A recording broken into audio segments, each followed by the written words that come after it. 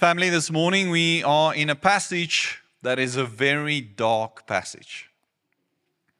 So I'm going to try my best to convey and communicate this so well that we would really get to the heart of why this very dark day in history has been written up and why it needs to minister to our hearts in a way that we start to understand what God experienced Jesus in the flesh when he was betrayed. So the theme of the sermon this morning is betraying Jesus. Betraying Jesus. And when you think through that, there's only one name that comes to mind, right? Well, if you've read your Bible and you know where we are in this passage, you know exactly what's going to happen, right? So who are we going to talk about this morning? Judas. That man Judas. The worst guy ever, right? That guy that nobody like us, none of us are like Judas, right?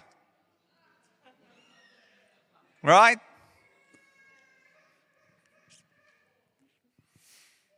Theologians over the last 2,000 years have been writing about this last sentence that we find at the end of this passage that we're going to read this morning. John 13 verse 30, the very last sentence says, "And it was night." And it was night. The darkest day in history. The day when man betrayed God. When man betrayed God. We have seen the theme of light and darkness through the Gospel of John. And we know that we find ourselves in the upper room discourse, this conversation that Jesus has with his disciples that Kilian started us off with last week in John 13, which is Jesus' last conversation with his disciples. Now, what is incredible about the Gospels is that we find a lot of Jesus' ministry in life, right? Public ministry, preaching to the people, preaching publicly. But then especially the Gospel of John spends a third of the Gospel of John on Jesus ministering to his disciples. I hope you see that. It's like the invitation for the world is to hear the gospel, but then there's a conversation with us. And when we read this conversation is with us. The conversation are for the ones that's received the good news, who's received Christ and who he is, and then Jesus has this conversation with his disciples. Who's a disciple of Jesus? Any disciples of Jesus? 10, 12? Okay, luckily more. Great. So if you're a disciple of Jesus, this conversation is for us, right? But there's some real darkness in this conversation this morning. We are looking at the greatest sinful act in human history. Welcome to church. And I really trust that this will minister to us this morning. I really trust for that. I trust on this glorious, joyful day, as we have joy celebrating fathers, joy celebrating the Lord, all of this, we can have a dark conversation, right? I pray that this will really minister to us. I know this is an intense piece of scripture, but I know that it will really minister to us as well. So question, do you remember a time when you were betrayed? Have you been betrayed at all by anyone? Someone you thought you could trust and you shared personal things with or did life together, maybe a school friend or a family member or maybe just even your spouse. And their betraying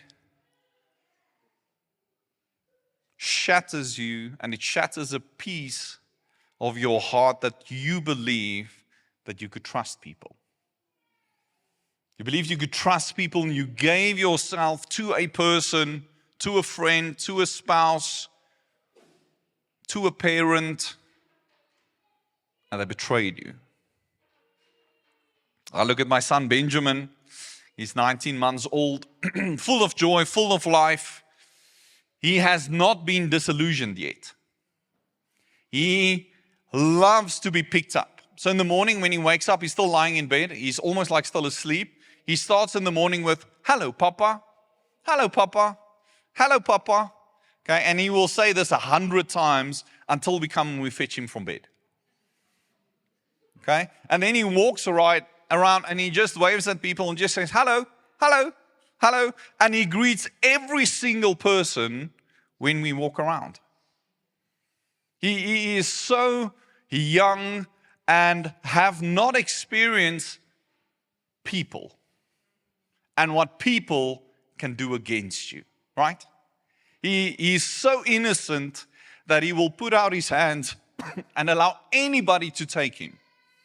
And then he will smile for the person, give them a high five and say, "Hello, hello, hello." And then when you give him something, he will eat everything that anybody gives him, right? He's not scared of people. He's not scared of what people can give him. He is just so innocent in the fact that people are inherently good. His view is just that all people are inherently good. All people are for me and they want to spend time with me, and they can make my next 2 seconds even better. Right? That's why he's 19 months old. But maybe you know some people that are still full of life like that in a way. Who's still innocent in life in that sense. Where they still trust people. They still allow people to actually receive, and they could share their heart with people because they still trust that people can actually take that and pray with them and be good and be good friends with them and keep it safe. And maybe you know people like that. Maybe there are some people. Anybody here that really trusts people? Anyone? 1, 2, 3, 4. Say there's about 8 people here this morning that still experience in their heart that maybe there's still some good in some people, right? But for many of us, we're all just like, wait for the disillusionment. Wait for the disillusionment. Wait for the reality check. Wait for those people who's really going to hurt you, right? I remember when I was young, I have a brother that's 2 years younger than me. I'm the oldest. And we played a lot of cricket, so I love cricket. Okay, so I have a brother that's much younger than me, 17 years younger than me. He's final year at university now. But he couldn't even barely sit up straight when he was a baby. He was, I can't remember, 7, 8 months old. Okay, and we put him in the corner of a couch, and we started throwing a ball for him. So he could catch a ball before he could even stand up properly.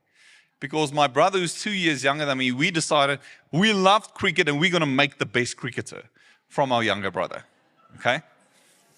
And so even before he was born, I was really young, can't remember, maybe 6, 7 years old. We played cricket, and then for the first time we started playing with a hard cricket ball. Now I remember my brother bowling for me, and I hit the ball, and he came off the edge and he went straight through the window. Okay? And my mom told us we're not allowed to play with that ball. Okay, at home you can play with a tennis ball, but you're going to break a window with that ball. And at that moment, I trusted my brother that we would come up with a great story. Okay? It's like, I don't know, a bird flew past and then it went straight for the window, or some other good proper story. But he went straight to my mom and told her I took out the window. Okay? And I felt betrayed. I was like, bro, that's not okay. Okay? And I was 6, 7 years old, and I was like, that's not okay, Rian. That's not how we operate. Okay? We should be better than that. Okay? We should have one another's backs. And we could have, concocted some or other proper story regarding this. So that mom and dad can believe something and they can repair the window. We can keep on playing with a hard ball. But that was just not to be. Maybe the first time that I can remember that I was betrayed or felt something like that. But there's so many times in my life that is a reality. And maybe for some of us, it's so much deeper.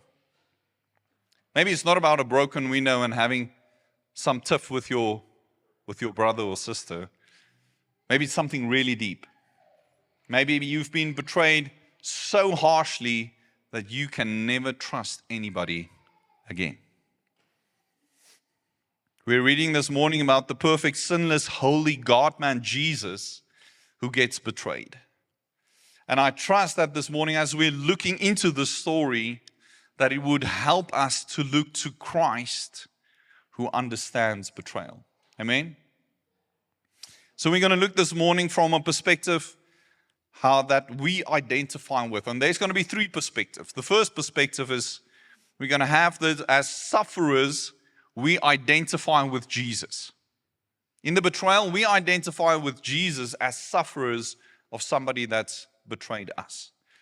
Secondly, as sinners, we identify with Judas. There's a way that we've betrayed, that we've made ourselves to be Judas. And thirdly, as saints, we identify with John. And we're going to unpack that a bit this morning. So you can open up your Bibles in John 13 from verse 21. And I'm going to read this cold and very dark story for us this morning. And after saying these things, Jesus was troubled in his spirit and testified, "Truly, truly, I say to you, one of you will betray me." The disciples looked at one another, uncertain of whom he spoke. One of his disciples, whom Jesus loved, was reclining at the table at Jesus' side. So Simon Peter motioned to him to ask Jesus of whom he was speaking. So that disciple, leaning back against Jesus, said to him, "Lord, who is it?" And Jesus answered, "It is he to whom I will give this morsel of bread when I have dipped it." So when he had dipped the morsel, he gave it to Judas, the son of Simon Iscariot. Then after he had taken the morsel, Satan entered into him. And Jesus said to him, "What are you going to do? Do quickly." Now no one at the table knew why he said this to him. Some thought that because Judas had the morsel, the money bag, Jesus was telling him, "Buy what we need for the feast," or that he should give something to the poor. So after receiving the morsel of bread, he immediately went out, and it was night. And it was night. Jesus was troubled in his spirit because he was about to be betrayed by one of his friends. And not just a friend that you know from afar, one of his disciples, one of the men that he walked with for 3 years, that lived with him every single day, lived in close proximity to one another, shared life, shared food, shared at least the encampment of where they stayed at night and where they slept. Now the problem that we as humans is that we get second-hand betrayal. Okay, it's not only that you feel betrayed by people, it's because you start to share what you experience and you feel that nobody else understands, and because of that you experience second-hand betrayal from people. It's not only that you don't feel the pain that I feel, is I'm starting to share it with people and they don't understand what I'm going through. And we get second-hand betrayal. And at times we even feel more betrayed. It's not even as bad as the people who betrayed us, but it's the people that don't really understand what I'm going through, and then I feel betrayed by them. How can you not understand what I'm going through and that this is the biggest pain that I've ever experienced, and you don't even respond in the proper way that I feel you should? But family, there's one who understands, and his name is Jesus. There's one who really understands betrayal. It's not only because Jesus knows everything and he will work everything together for our good, but it's also because he went through it and he felt it. This passage starts off with and it says that Jesus was troubled in his spirit. Jesus experienced betrayal in every way possible that we can. These were the men that he called to build his church after he ascends to heaven, who he entrusted with everything about building the kingdom of God on earth through the church. And one of these men betrayed him. The biggest challenge that you will face is when you get betrayed by people, and not to put up a wall and take offense, but go to the one who understands and ask him to help you how to forgive as he forgives. How tough is that? Because offense creeps right in. Right in. Those people who betray us, we're just going to put up a wall around us, make us nice and comfy and safe, and I'm going to stay right here, and I'm not going to allow those people to come close, and I will never forgive them. That's just the default heart's posture that we take in. And family, then for us to remain open and vulnerable to pursue relationship and friendships again after that betrayal. To stick it out in church when you feel betrayed. Like my son, with a sincere heart, greet every single person with joy and excitement to be able to engage with a new person. Nothing holding you back. Can you say that? Can you say that with excitement? You're so excited to meet new people because of the possibilities of God's kingdom that He has built in you to share that with other people. Can you say that? Can you say that with honesty, that you're excited that God will bring new people in your life because He wants to build something in you and also in the people that He allows you to meet? Can we say that with honesty?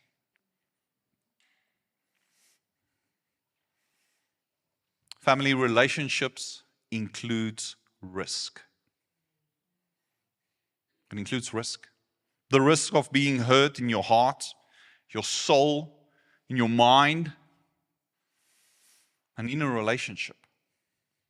The pain everyone experiences is relative, right? You remember when your boyfriend, your girlfriend broke up with you at high school? That was at that stage the worst thing that you've ever gone through. The pain is great. But you're okay, you lived, right? That pain is relative to somebody who's been married for 30 years and gets cheated on by the spouse and they walk out on them. And that's why betrayal is relative to every single person. The problem is that the betrayal that we experience and we share with one another in friendship at that stage is most probably the worst thing that you are going through. But it remains relative to other people's betrayal. And the reality is that it doesn't matter how deep the betrayal is, Jesus knows exactly what it is, and He's gone through that to the point that He's experienced it deep within His soul, in His spirit, this betrayal.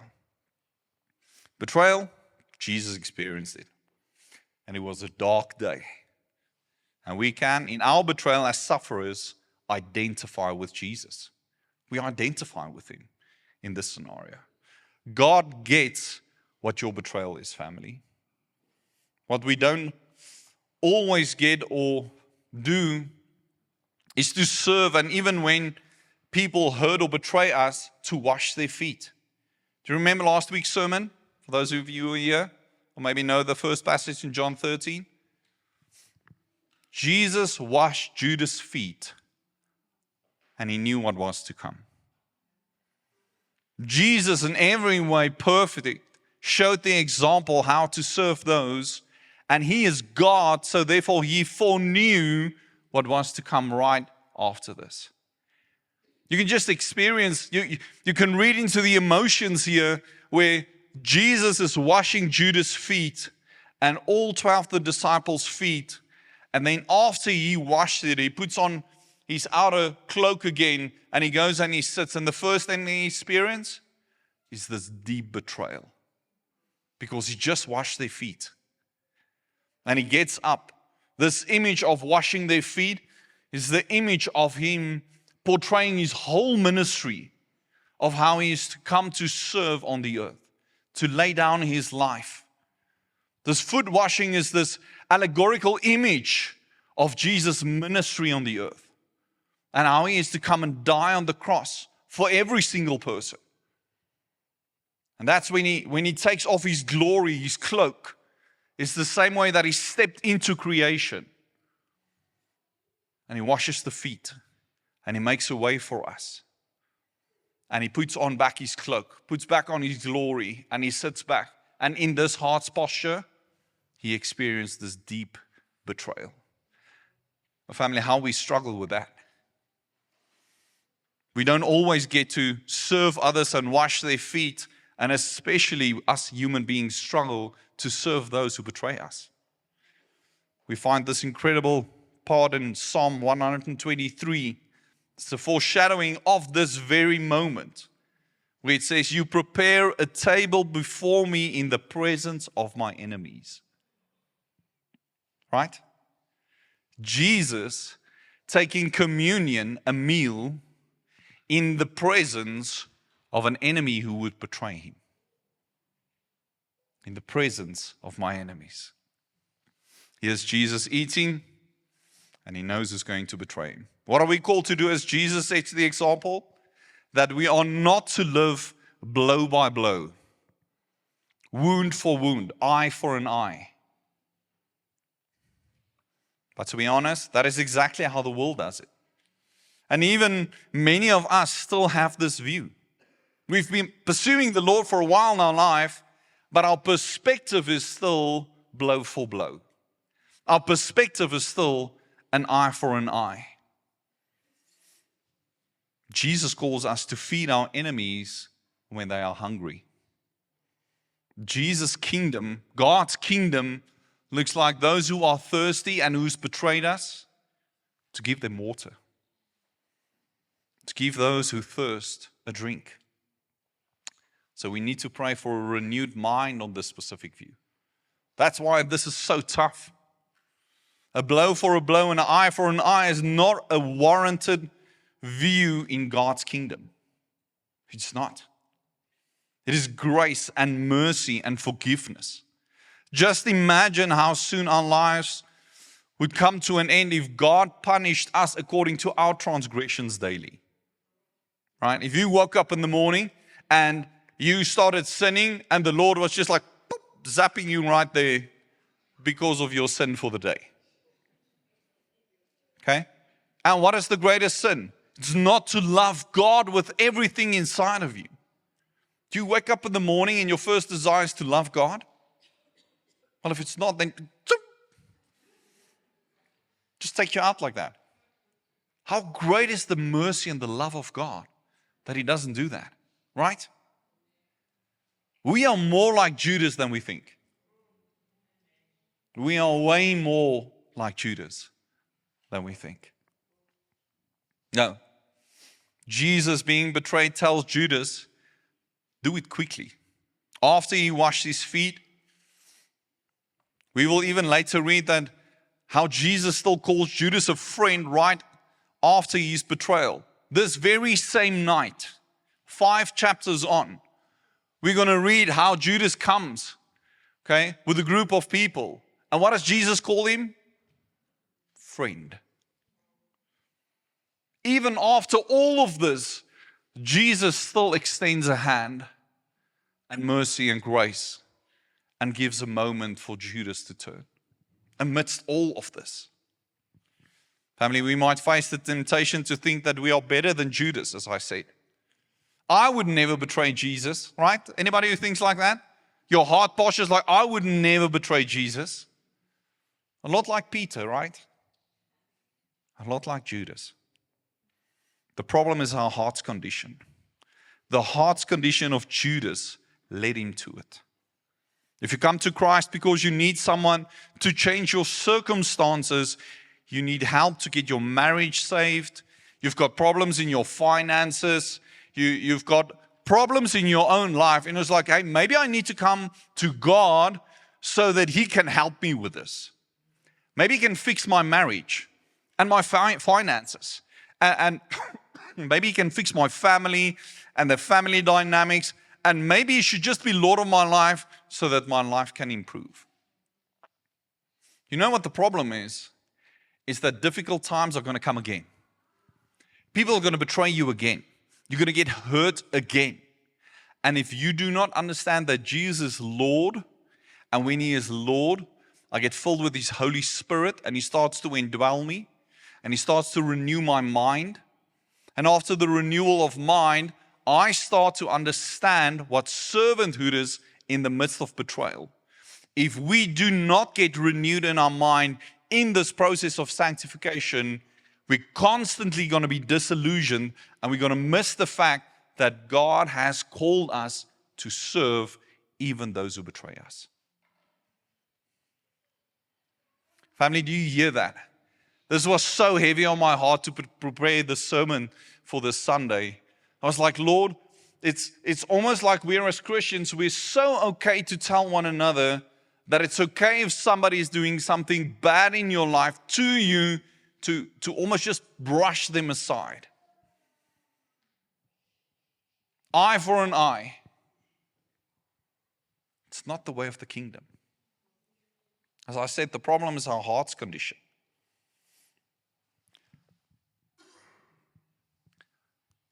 The problem is that difficult things happen and will happen and again.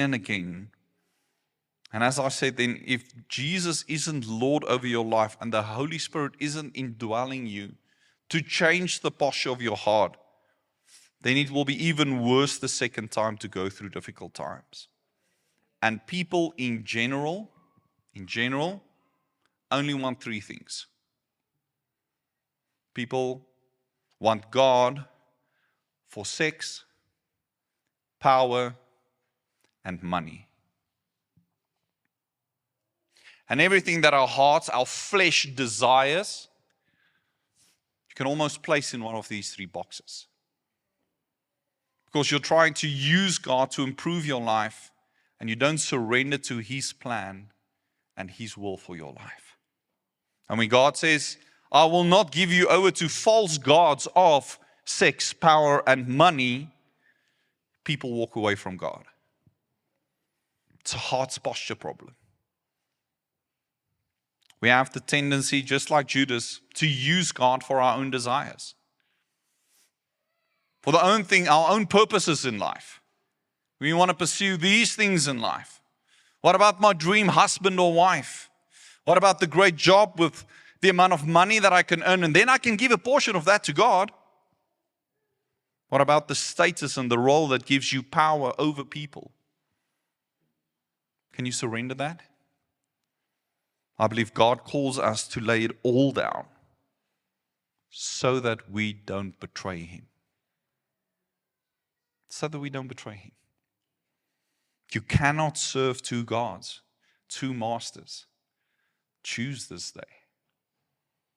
Choose this day. Now we find this passage where Satan entered Judas, right?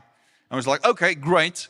So luckily, when I sin, it's not my fault. Satan caused me to do this. Have you ever used that?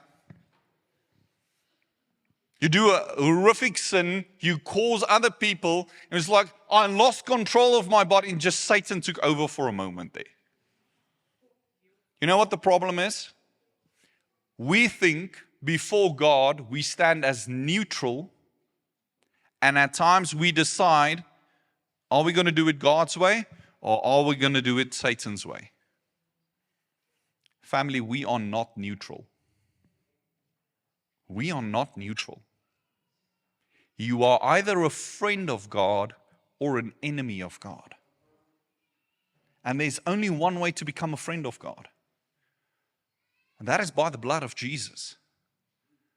That is to receive by faith and to proclaim with your mouth that Jesus is Lord.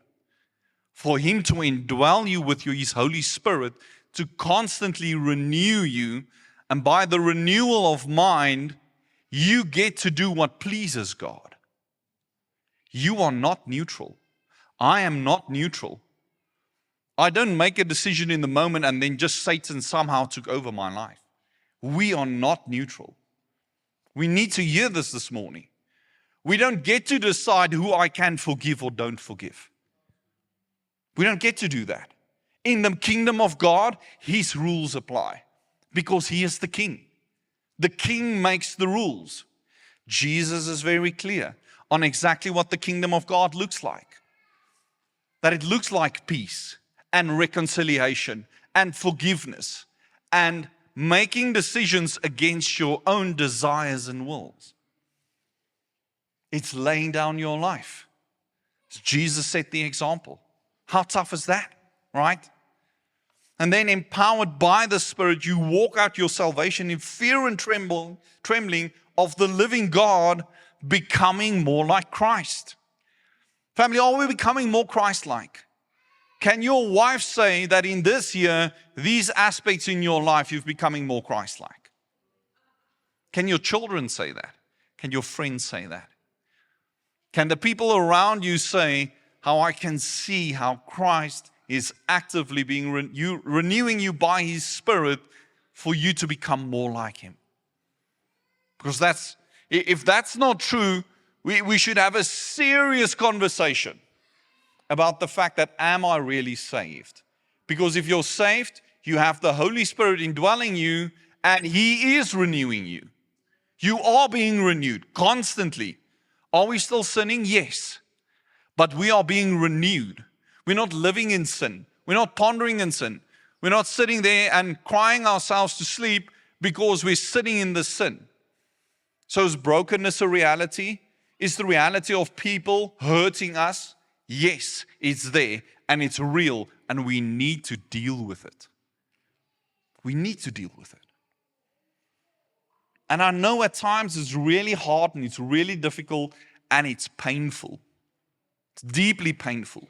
Jesus experienced the ultimate betrayal of one of His disciples, forcing everything and selling everything for 30 pieces of silver. It's almost no money. It's not a lot of money. He felt so guilty afterwards that he ran to the temple and he wanted to give it back, but he couldn't. They didn't want to take the money. And then he threw the money back into the temple. And what did he do?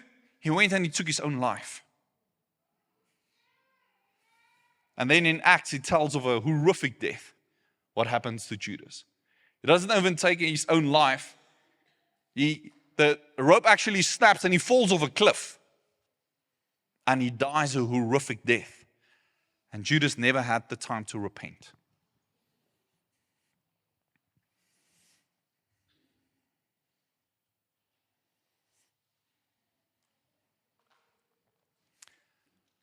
One of the things in this passage that will also confront us with is believing that we are not that big a sinner. We're not that bad. We struggle with stuff. We mess up. But we're actually good people, we think. The problem with that is if you see yourself in that way, then Jesus dying for your sins is overkill. Literally and metaphorically. If you are not that bad a person, Jesus' death on the cross was overkill. Do you hear that?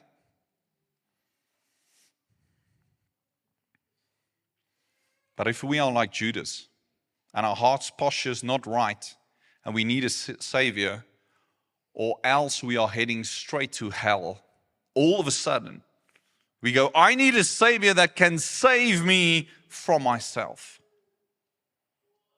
I need a Savior because I know my heart's posture.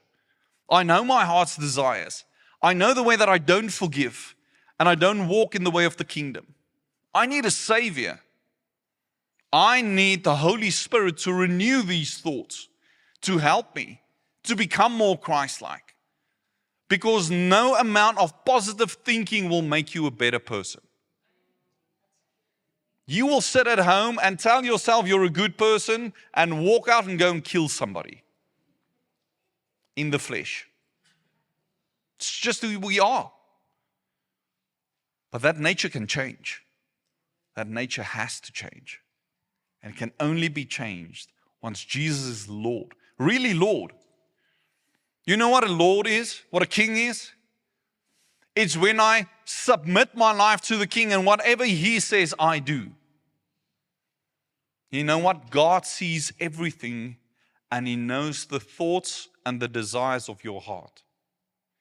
And it's the heart's desires that are the problem. It's not only what we do daily. It's not the fact that we get up and we maybe sleep in for 10 minutes. That's the problem. It's not that we have the occasional swear word or still drink too much alcohol or still struggle to forgive a bit. It's the problem that everything comes from a bad heart's posture. Everything comes from here, where if Jesus is Lord and the Holy Spirit indwells you, He will renew that. The outward things will start changing when the Holy Spirit starts renewing it. When you get washed by the Word of God and you actually say, oh, the kingdom of God works like this. The king says this is what my lifestyle is supposed to be like. The king says I should forgive. The king says that I will be betrayed like he was betrayed by Judas. That's what the king says. So if his kingdom reigns in my house, it means that I forgive. It means that I have a moment where it's like, Lord, I don't know how. I need your Spirit to help me. I need your Spirit to change my mind, my heart, my desires, my things. So are we like Judas? Well, at least in this passage, there's another character, John. Verse 23, it reads, one of his disciples whom Jesus loved. Finally, John introduces himself in the gospel. It's the first time he speaks about himself, and he calls himself the disciple whom Jesus loved. Does he say it's the disciple who loves Jesus? No. Do you see that?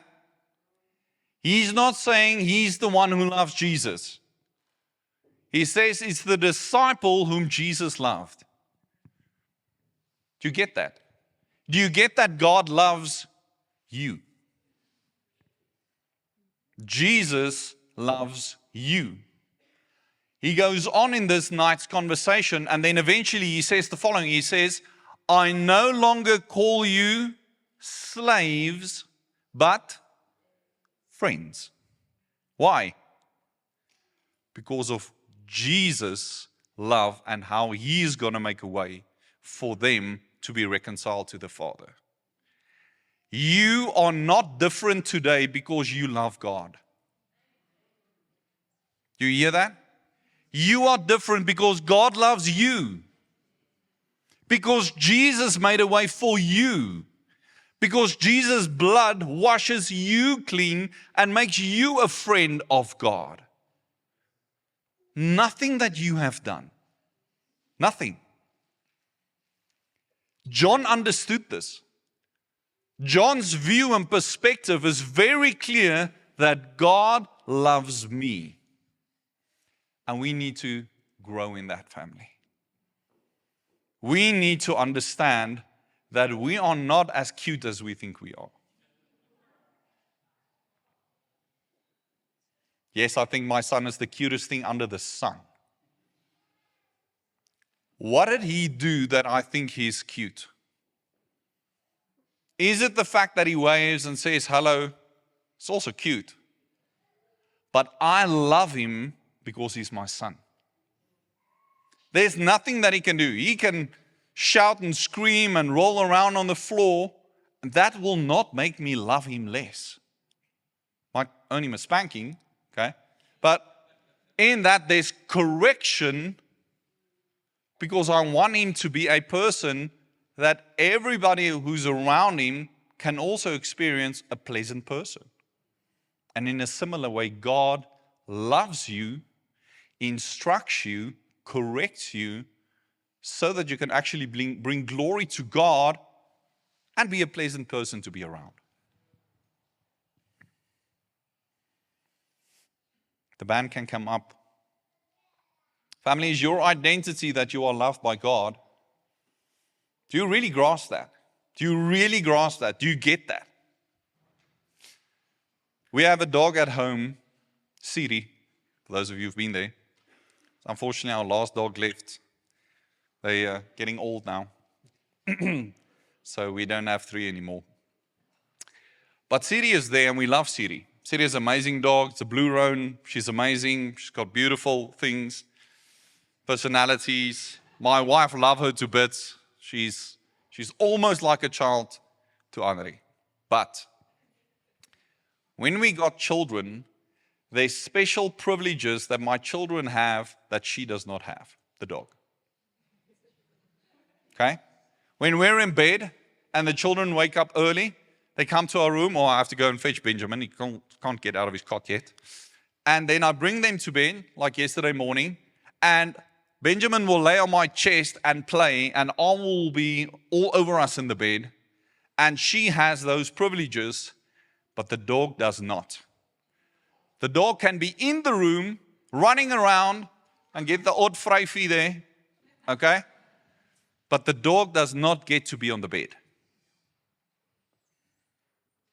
For some of us, we are the dog in God's presence. We see ourselves as the dog in God's presence. We don't understand that as John gets to be close to Jesus, on his chest, leaning in, that is the privilege of a child of God, to hear what God thinks, to go to God to ask the questions that other people who are not children of God don't get to ask. Some of us still see ourselves like the dog in the room. We're allowed in the room, we're running around seeking attention, but we don't see ourselves as loved by God, that we get to have proximity to Him in a way that the dog does not have. I want to pray this morning that as we see Judas, we see Judas and we betray like Judas. We see Jesus being betrayed and we experience like that. But I want to pray this morning that we have the view of John in the story. The perspective of John, that amidst the chaos of the Judas in the room and Jesus experiencing the hurt, there's a John who is called the beloved disciple of God, the beloved disciple of Jesus.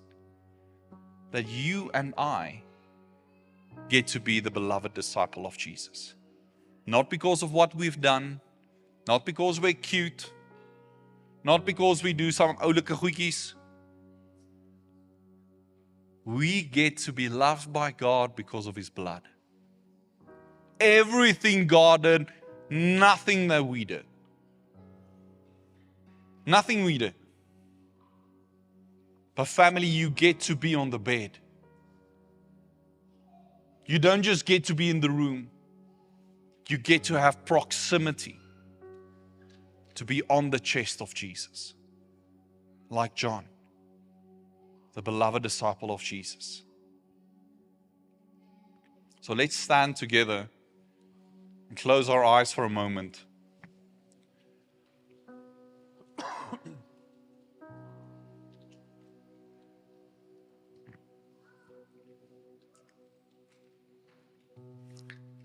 Let's just close our eyes right there when we are.